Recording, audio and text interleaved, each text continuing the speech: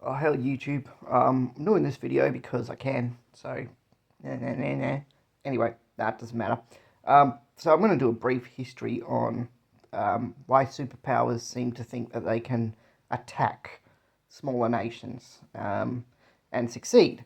And we've seen in the past 100 years, well, actually, probably, let's say the past 50, 70 years. 70 years, that's fair. Go back to the Korean War and go through from there. So, starting with the Korean War, that wasn't really superpowers' decision. That was more the Koreans fighting the Koreans for independence of. To be honest, I don't really know the history of that, but um, suffice it to say, neither country really won. North or South didn't really win. Um, I think it would, some history buffs will say that really the Americans could have completely crushed the North Koreans. I don't know if that's true, but they reckon that if it wasn't for China pushing back, then that wouldn't have happened. Um, the North Koreans would have had to have surrendered or died. Um, I don't know if that's true, um, but it cost people a lot of lives. And obviously, they had their reasons for it back then. It was to stop the flow of communism, which the West, rightly so, saw as a threat to democracy and freedom. And we've seen that with proof with, with these. Anyway, moving on. Uh, then we go to the Vietnam War, which is probably a really good indicator of what happens. Same deal, communism, stop the spread of communism, bloody bloody blah. Um, don't know if ideals are worth dying for. Just gonna say that, yeah. But anyway, um, basically, a small nation like Vietnam, like basically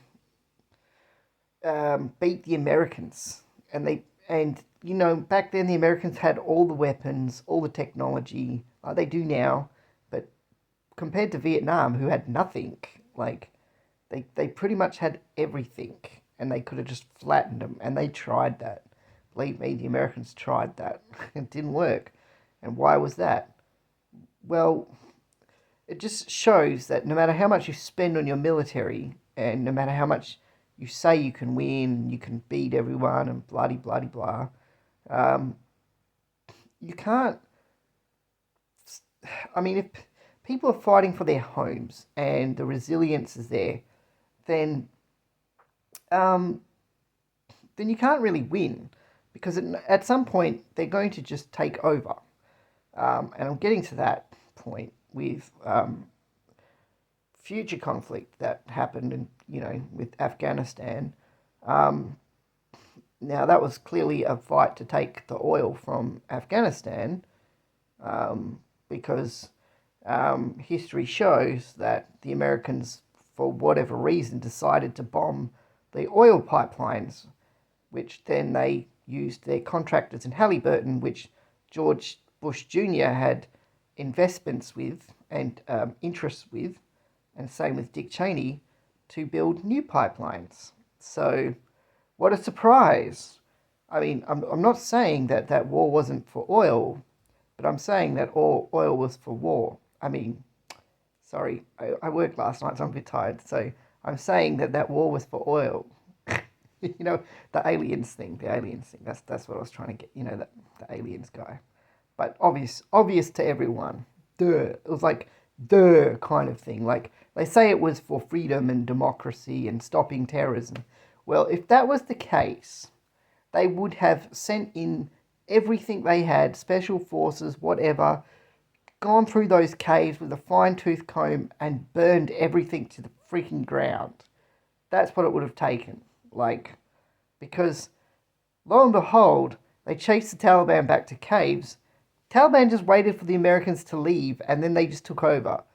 So it's kind of the same as Vietnam. What I'm getting at is um, same with this when people talk about like Ukraine having less money and stuff in war than the Russians, and Russians are badly losing. I suppose the Russians badly lost against the Taliban as well. That was kind of a proxy war with them. But no, we'll give the win to the Taliban there on that one. That was like, I suppose that was their win. So we'll say they won twice. But um, yes, I mean, and you might say, well, no, they didn't win against the Americans. But if that was the case, why did the Taliban take over as soon as the Americans left? That's the question then. If they lost, why did the Taliban just go, we're taking over? And all the people were like, oh yes, hello Taliban, we will let you take over. I mean, when you think about it, the Taliban at the time had an army of 80,000 people. I believe uh, the the uh, the Afghanistan army was around 100,000 or more, and they were all equipped with American gear and everything. And as soon as the Taliban came down, oh, no, can't fight, bye bye. That's it, not fighting for my country. I have no people to protect. I'm not fighting for my family, stuff that. I'm just leaving. Here's all the weapons, bye. I mean, come on. Those people wanted that. They wanted to be taken over by the Taliban. And they can't say they didn't, because if they did, they would have stopped them. There's what, 20 million Afghanistan people? And telling me 80,000 people can control 20 million people. Even if 20 million people only had rocks and sticks, they would still win. Okay? Because you only got so many bullets. You can only do so much when a mass wave of millions of people come charging over the border and say, not today. Yeah, all I'm saying is, yeah, if the Taliban knew that Afghanistan people wanted them, so they just waited for the Americans to leave and then they took over. So as for these Russians thinking they can take over Ukraine, Ukrainians know that the other Ukrainians in any areas that the Russians hold don't want the Russians there. So as soon as the Russians let their guard down, they're going to come storming through like they did before. Like, it could just be a waiting game like that, but I don't think it'll be in this case. But all I'm saying is, all these superpowers think that they can take over the world, right? That's what it's showing. Like, now China with Taiwan, and they don't seem to have learned from Afghanistan or or Ukraine or Vietnam or Korea or any of those other wars where the little guy always won for whatever reason, but didn't want to be taken over and always won. Like, all these powers, they all just seem to think they can do that. And it's sort of like, why? Well, it's because these leaders, they're not like you and me. They're not sane, common sense human beings that think with their brain. Like, they literally believe their own lies and they're crazy. Like, when you hear the talk of, like, the rich and that, they truly live in a bubble and believe that what they're doing is right. And you kind of like, I'm not saying the rich are bad. They live in a bubble, all right? That's a fact, right? They don't understand a lot of problems that happen because they don't experience it. They don't go, oh, maybe hiking up all the interest rates, or maybe, you know, maybe taxing the poor to nothingness and trying to keep my thumb on them, keep them down kind of nonsense. Like, maybe that isn't a nice feeling. Maybe people don't like that.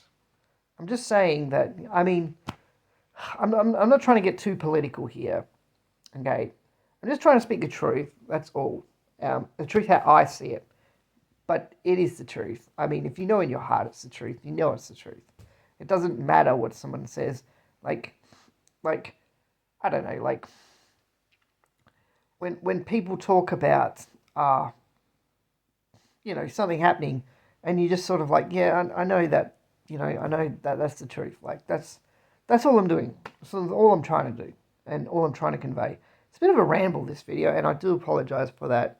I'm not even sure. I'm not even sure what to think of all of it, but on my own ramble, yay. But I suppose you're all laughing back there. I would be, but But look, anyway, all I can say is all these people in power, they all have the same thought. They be in power for so long, and then they seem to think that they can take over the world, and that's what they want to do, instead of just leaving everyone else alone and going, you know what, you got your stuff, I've got my stuff, we're all comfortable, we're all happy, we all live safe lives. Let's just live and let live, you know. You can have your laws, we can have our laws. We won't judge, you won't judge. Just don't do bad things to other people. All good. No worries, man. That's it. Um, you know, but that's neither here nor there. That's just how it is. And yeah, look, I don't, I don't know, guys. All I can say is, look, um,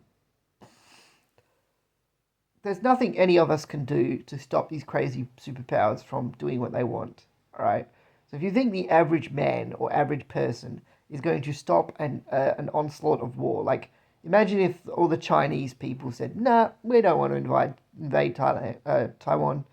I almost said Thailand there. Of course, they're not going to invade Thailand. What? Please don't do that. Thailand's a nice country, but uh, no, yes, I'm pretty sure that they couldn't stop it because in the end of the day, it's your own family that will effectively be hurt, and that's the elitism having control in that respect. Like they can just be like, you know what, we're not going to come after you personally if you want to stop us from going to war. We'll just jail all your family, and you won't see them again until you stop. Like, that's the kind of thing that these elitist people do. You can't stop that. So if they want to go to war and destroy many lives because of their own ego and because they can't be satisfied with what they have in life, which is probably more than 99.99999% of people on earth could ever dream of and be happy with, you know, then that's it. They're going to do that. I mean, look, I'll be honest. Like, let's get um, most people in life will be uh, happy with safe home, a job that can provide them a comfortable living, and make them feel like they're included in society. Uh, Good, safe education to raise their children, so they can, you know, give their kids the opportunities in life maybe they didn't get, or even just give them the best opportunities that they can, and want to just be left alone. That's that's the majority of people on Earth. I don't know many people that like. I think if most people have that, they're generally pretty happy. They generally don't want to involve themselves in other people's lives and be like, I'm here to do bad things and stuff. Like, I think that's what a lot of these elite people don't understand is, you know, having 7 helicopters, armies of people, super like heaps of power to do whatever you want in the world. That is more than what anyone else can dream. So instead of going after and hurting other people with it, use it for good and just go, what is the most amount of good I can do?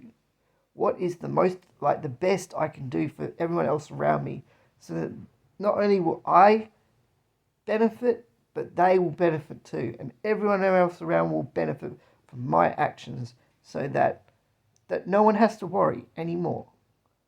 I mean, that's what these people should think like. But for some stupid reason, they don't. And I know what most people will say. That's because of money. Because money will say, it's people with other money will go, yeah, you could do that. Or you could do it a bad way and make lots of money. Like the smell of money, don't you? Money. And then most people think, money. Yes, I want money. I like money. You know, and that's, look, if that's all it is in life to you, then yeah, there's your answer.